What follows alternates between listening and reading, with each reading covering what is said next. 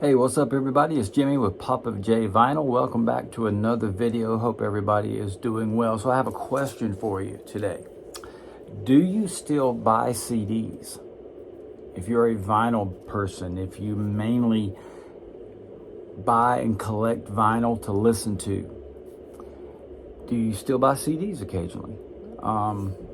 Back in the day when I was a kid, vinyl was what was in, that's what we listened to. Along comes 8-tracks, and we all went to 8-tracks. I had one of the cool things I loved was the fact that I had a 76 Toyota Celica, which had an 8-track tape player in the car. And I thought it was the coolest thing ever because I had an 8-track in my car. One of the crazy things about it, though, the way it was hooked up, I didn't hook it up. Who did? I don't know. But every time you accelerated, like to pass a car, there'd be this whining noise in the speakers. And also about 8-tracks, if you think about some 8-tracks back in the day, you can remember when in a particular song it would fade out and switch to the next track to finish out the songs. That was crazy about 8-tracks. Still have a couple 8-track tape players, home units in my house. Still have some 8-tracks. I have, I went back for nostalgia reasons and found some old 8-tracks that in some antique stores. I did buy Kiss Alive and Kiss Alive 2, the debut album, Dressed to Kill, Hotter Than Hell, Dynasty, Rock and Roll Over, Love Gun, and one other on 8-track. I still have those. Destroyer, that was the one. But yeah, the answer, and then so when 8-tracks were done, then comes cassettes, and everybody went crazy on cassettes. Then CDs came out, and back then, most people got rid of their vinyl and stuck with CDs because, as I mentioned in an earlier video, no one believed that vinyl would ever come back. It would always be CD or some other format. Then, of course, streaming comes along, blah, blah, blah. So now we're back in vinyl again, and us that went back to vinyl, that's what we buy. But to answer my own question, yes, I still buy CDs, but there's a reason why. Now, some releases, back releases, they haven't made vinyl for it yet, and it may be a record that I really like, and I just like, it's not for collecting purposes or I just like the record, so I have the CD. I listen primarily to vinyl, unless it's some record that I don't have and I just want to hear it and I have it on CD, I'll throw it on. One case in point of one record that I really like that they don't make the vinyl for, I really like the Latin artist Marc Anthony, who's also an actor. His debut record was fantastic. I love that record, love it. I think it's one of the smoothest records ever made. Don't make it on vinyl, so I bought it. I have the CD of it. I actually ordered it. Occasionally I'll order CDs on Amazon or eBay. And when I go into a store, I don't go in for the purpose of looking for CDs. I go in to buy vinyl. If there's something that I've had in my back pocket that I thought, hey man, I'd like to find this record. I don't know if it's on vinyl, I'll see if it's on CD and I might get it. Let me tell you why I still like CDs though. Just one reason is they hardly ever wear out unless they're scratched. They won't wear out. Number two, okay, so when you put a CD on, you can actually sit down and listen to the entire CD without having to get up and flip the side. Flipping the side of a record's part of the joy of having vinyl, right? But you still have to get up and switch sides. Another thing I loved about CDs was back when I had a burner, I used to make all these mix CDs. I'd make them for friends or I'd make them for myself to put in my car. I'd decorate the spine and the covers, man, make my own artwork, all that kind of cool stuff. I've got in touch with this guy. Used to be on back, now look, I'm dating myself right here, y'all. Back in the AOL days, the dial-up AOL, I used to go into these forums, these talk forums, and I went into one that was all about music and stuff and trading. And I met this dude in New York. Never met him face to face, but this dude had everything you can think of that was bootlegged or whatever. We used to start trading stuff, and every week or two I would get a package in the mail with all of these CDs of just stuff that was cool, like bootleg stick shows and Kiss shows and Foreigner and Bryan Adams and whatever, that was fun. I really enjoyed that. I haven't been in contact with that guy in probably 25, 30 years now, but I just remember back then it was a lot of fun. So yeah, I still buy CDs occasionally. I have about 400. I used to have a couple thousand, got rid of them. I have about 400, and if you saw my music room tour, you saw that I have maybe 100, 125 out in the room. The rest are in a tub that I don't really ever listen to. So anyway, one of the things I thought I would do today is show you some CDs that I have and why I have them on CD and not vinyl. And anyway, here we go. The first one. I can't find this on vinyl. I'm sure it's out. Matter of fact, I know it's out. I'm just not going to pay what they want for it right now.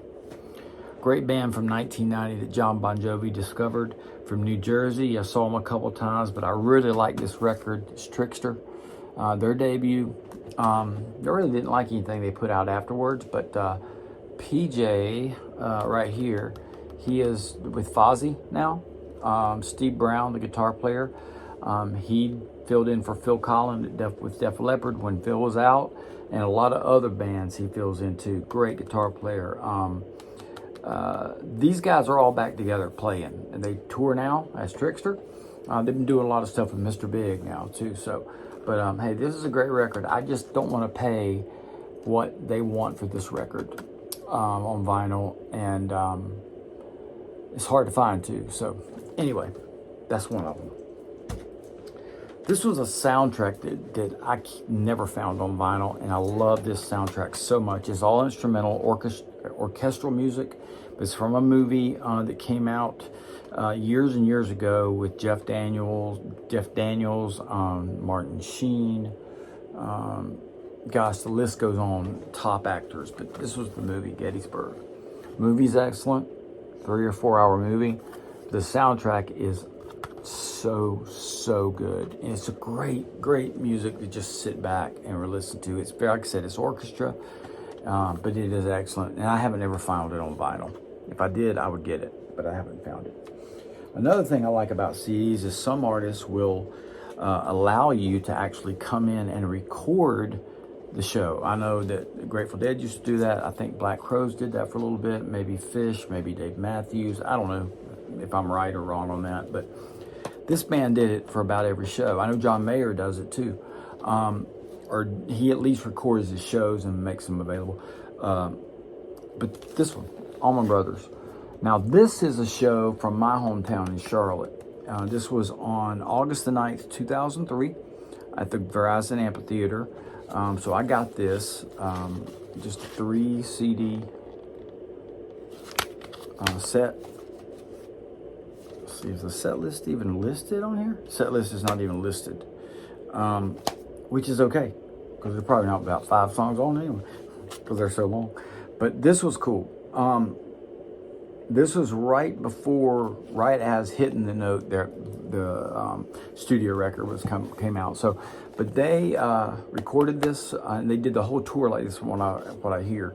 And so this sounds really good. It's not some off the soundboard. Some soundboard recordings are not that great. This is awesome, really good. So that was why I got this one. Another one I just hadn't found on vinyl, or if I have, I'm not going to pay for it. Is James Brown. This is In the Jungle Groove. I love this record, just love it. But I haven't found it on vinyl for what I want to pay for it right now. But anyway, there it is. All right, here's a good point. Sometimes artists will release a greatest hits record, and it'll have a lot of their greatest hits and some other songs, but it's not the songs you think may be the greatest hits. And so they're not on there. But then they come out with and it's interesting, artists, different record labels, different record companies buy the rights to these recordings, and they release all these greatest hits. And this one, Jackson Browne, his vinyl releases don't have all the songs I like by Jackson Browne, and I'm a huge Jackson Browne fan. But this one has tons, man. It's a two disc set, and it's just got, let's see, 32 songs. So that's kind of the case in point there. Some of the Jackson Browne songs that I really like are on here, but they're not on any of the vinyl releases that I've seen. So I about said vinyls, y'all. It's a curse word. If anybody ever says I got some vinyls, that ain't happening, y'all. Okay. Another case in point, like the Jackson Browne, is this Richard Marx, one of the greatest songwriters I think ever, one of the greatest voices ever. Now, there's a song on here called "Dance with My Father" that Luther Vandross made very popular as a hit for him. I like Richard Marx's version, and also this "I Promise You" that NSYNC did and made a hit out of. Those two aren't on the vinyl release of this record, so I bought the CD because I like those two songs. But it's a cool little package as well.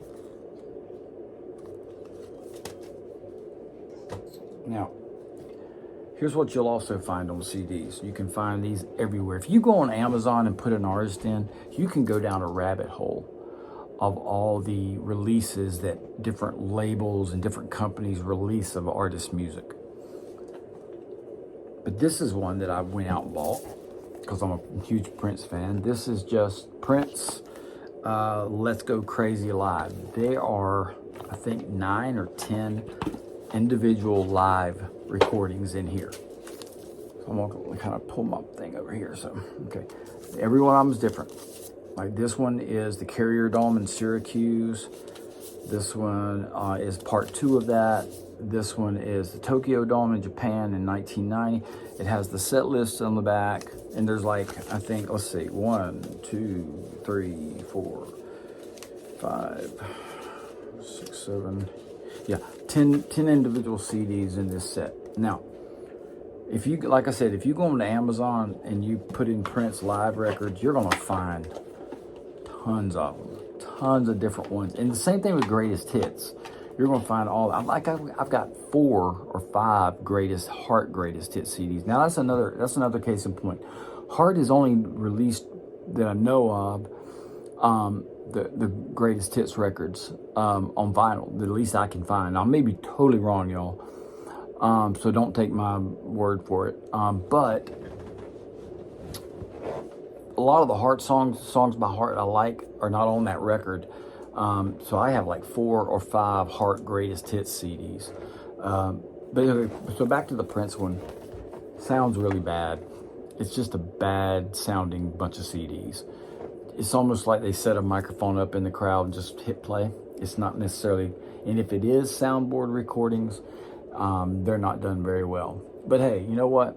I don't listen to it, but I have it, and I put it up with all my Prince stuff. So, all right, another case in point. I mentioned earlier about the guy in New York that I ran into. Here's some stuff that I got from him, just to show you. Got the unreleased Alive 2, Kiss Alive 2. I've shown you that before. I got Hard to Believe Kiss covers compilation, different indie artists that you've probably never heard of doing Kiss covers. This one's good, I think. This is from the farewell tour at Jones Beach in 2000. That one there. It's got the set list on the back too. Now understand, these are bootlegs, y'all. These aren't official releases. Gene would probably, right, because I'm showing you this right now, Gene will probably come after me for some money. But anyway, whatever. I didn't record, I just bought it. And then this one I got from him too, Paul Stanley. This is off his live solo tour. Tonight You Belong to Me.